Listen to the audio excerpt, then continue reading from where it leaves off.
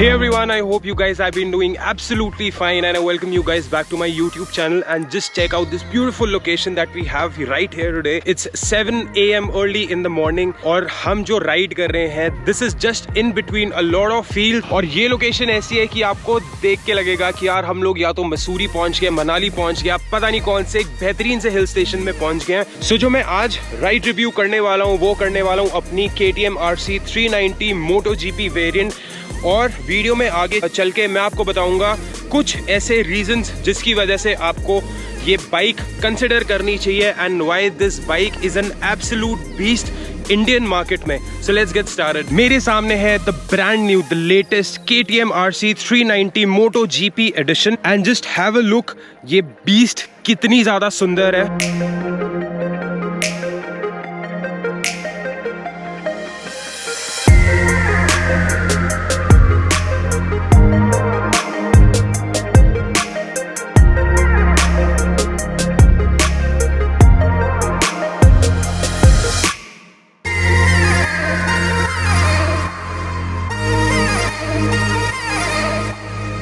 So guys I hope ये जो cinematic shots थे आपको उतने ही अच्छे लगे होंगे जितने मुझे अच्छे लगे हैं शूट करते हुए।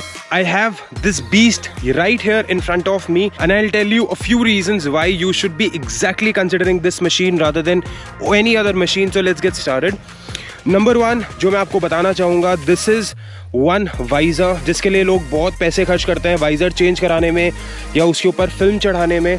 और साथ ही साथ आपको जो यहाँ पे मिल जाता है ये जो इसकी हेडलाइट है ये आती है बेसिकली हल्की सी डस्की फॉर्म में और साथ ही साथ ये जो DRLs हैं इसके बहुत ही ज़्यादा अच्छे लगते हैं। एक बार मैं आपको चालू करके दिखाता हूँ। जस्ट लुक एट दिस, जो इसके DRLs हैं रात को बहुत ही ज़्यादा शानदार लगते हैं and specially for the price range जो आपको देखने के लिए मिल जाता है वाइज़र के साथ में ही ये अंदर से फिटेड ये आपको ऐसे इंडिकेटर्स मिल जाएंगे। और साथ ही साथ इस बार जो KTM ने बहुत अच्छी चीज़ करी है जो कि ज़्यादातर हाई एंड बाइक्स में भी नहीं आती है, दैट इज़ वन थिंग, जो इसके मिरर्स हैं, रेयर व्यू मिरर्स हैं, वो आप ऐसे बंद कर सकते हो जो कि आपको ट्रैफिक से बहुत बेहतरीन तरीके से निकाल सकते हैं। बट फिलहाल कर देते हैं अभी ये बंद। और साथ ही साथ पावर फिगर्स में मैं बात करूं तो 43.5 bhp की पावर प्रोड्यूस करती है और जो टॉर्क प्रोड्यूस करती है समवेयर बिटवीन 23 to 25 एंड साथ ही साथ आपको इस बाइक में देखने के लिए मिल जाता है शॉर्ट कैन एग्जॉस्ट जो कि अपनी पर्सनल प्रेफरेंस है, बहुत लोगों को पसंद भी आया, बहुत लोगों को नहीं पसंद आया। एंड साथ में आपको मिल जाता है मोनोशॉक सस्पेंशन।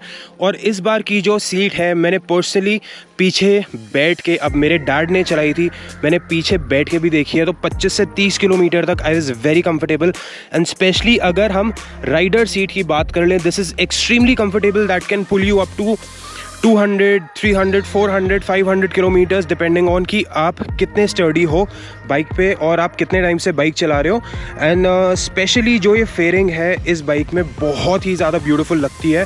और आगे का जो फेंडर है इस बार हमें मैट फिनिश में देखने के लिए मिल जाता है, जो सेम वेरिएंट में जो दूसरे कलर्स आए थे उसका एकदम ग्लॉसी ब्लैक था जो कि थोड़ा सा मेरे को ख़राब लगा और मेरी पर्सनल प्रेफरेंस जो थी वो इसी बाइक के लिए गई थी।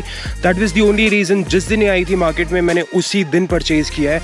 और साथ ही साथ जो आपको ये देखने के लिए मिल जाता है Motorex, that is the oil of Switzerland की स्टिकरिंग मिल जाती है जो कि स्पॉन्सर करता है KTM बाइक को जो जाती है ग्रैंड प्रिक्स में या ग्रॉ प्री कह लो। और आपको यहाँ पे WP एपेक्स के सस्पेंशन देखने के लिए मिल जाते हैं। अगर बात की जाए तो KTM वालों ने बहुत ही समझदारी से इस बार काम लिया है एंड आई एम श्योर कि इस बाइक को बनाने के लिए बहुत सारी R&D करी होगी। सो बेसिकली ये जो बाइक डिवाइडेड है ये डिवाइडेड है 2 चेसीज में।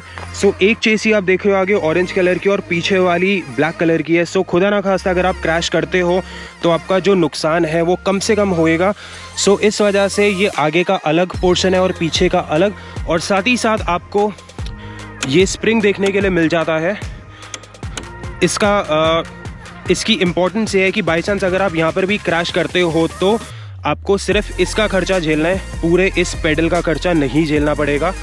और यही सेम चीज़ जो देखने के लिए मिल जाती है वो आपको गियर साइड में भी चेंज करने के लिए दिख जाती है।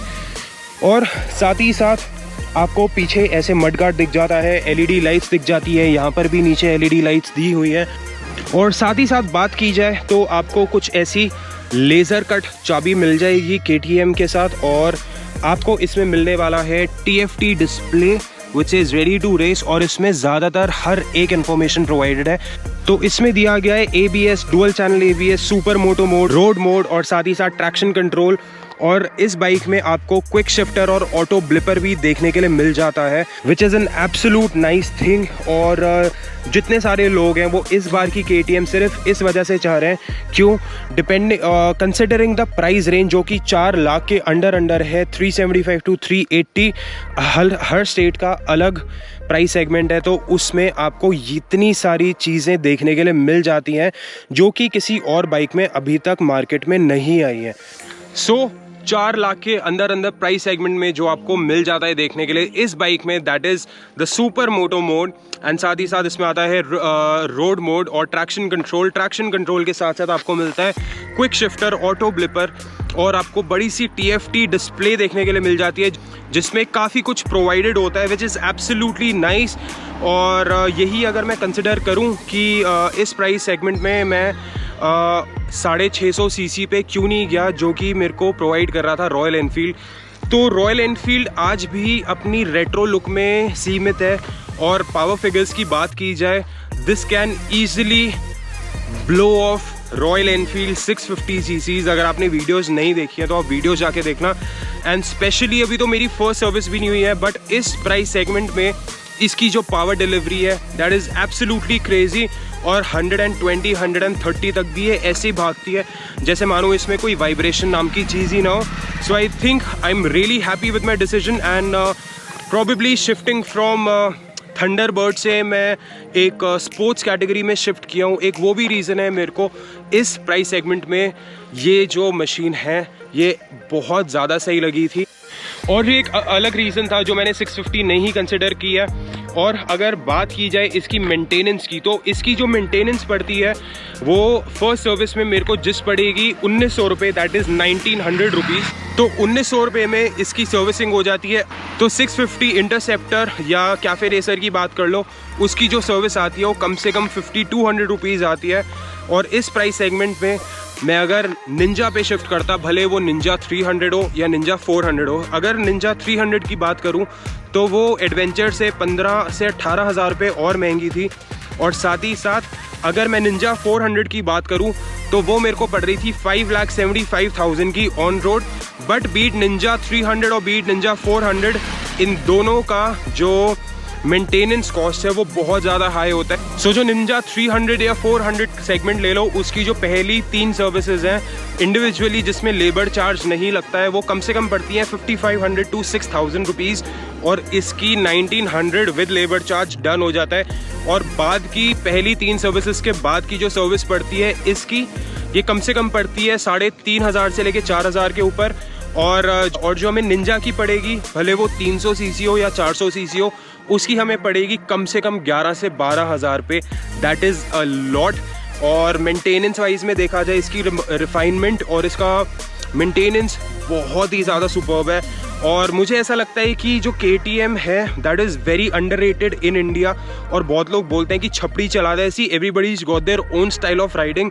सो अगर आप किसी ऐसे बंदे को देख रहे हो जो इतनी हाई पावर डिलीवरी की जो बाइक चला रहा है वो भी चप्पलों में चला रहा है, तो भाई छपड़ी बोला जाएगा definitely. But I guess everybody should be riding very responsibly. और इतना छपड़ी पने में मत आओ यार कि कल को लेने के देने पड़ जाएं। और considering this price point, KTM is an Austrian brand और इसकी जो रिफाइनमेंट है वो भी बहुत ज़्यादा है। It's the best that you can ever get in this price segment. So अगर कोई फिर भी कंसिडर कर रहा है 3.5-4 लाख रुपए के बजट के ऊपर, so KTM is the best machine out of all the machines that you can go for.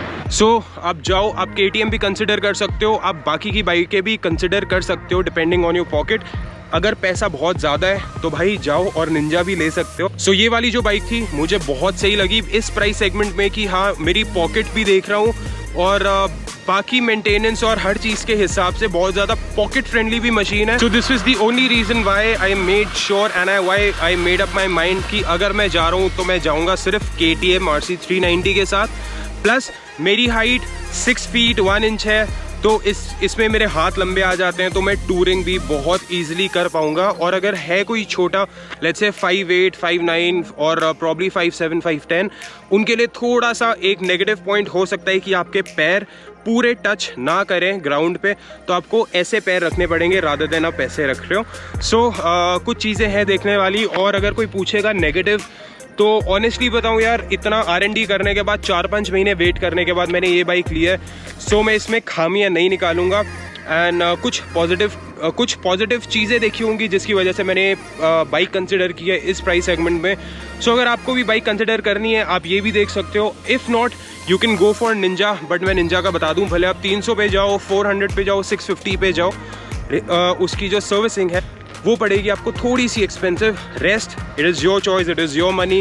And करते हैं यही इस बेहतरीन सी इन्फॉर्मेटिव वीडियो का दी एंड। आई होप आपको ये वीडियो अच्छा लगा होगा और उतना ही इन्फॉर्मेटिव लगा होगा। फिर मिलेंगे आपसे दूसरी वीडियो में। Till then you guys take care and do whatever you want to do my lovely friends. I will see you in the next video.